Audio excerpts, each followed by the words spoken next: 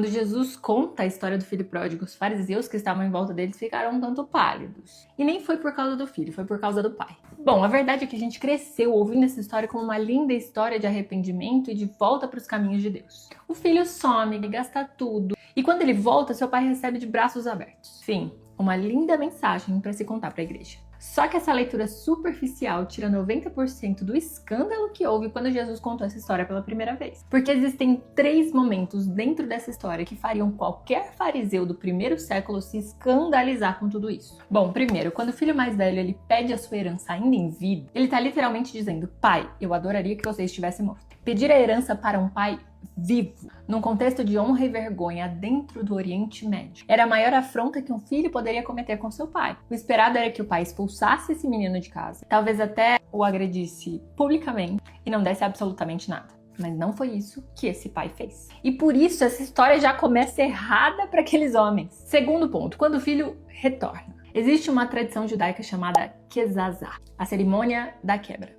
Quando um filho judeu perdia sua herança entre os gentios, quando ele voltava para sua aldeia, os anciãos eles quebravam um pote de barro na frente dele e diziam: você está cortado do teu povo.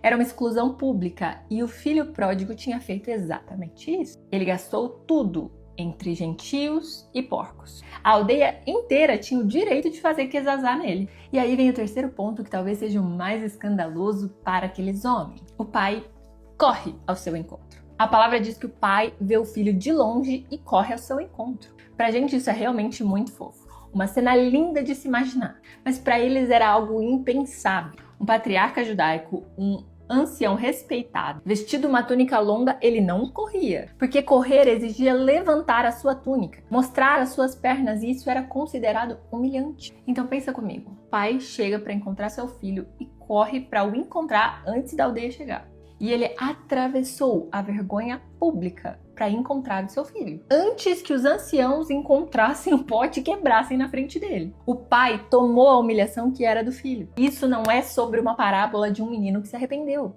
mas é a parábola sobre um pai que carrega a vergonha do filho, para que o filho possa voltar para casa. E quando a gente lê assim, a gente vê por que Jesus conta essa história para os fariseus que estavam reclamando que Jesus estava se assentando com pecadores. Ele não estava falando daquele menino, ele estava falando dele mesmo.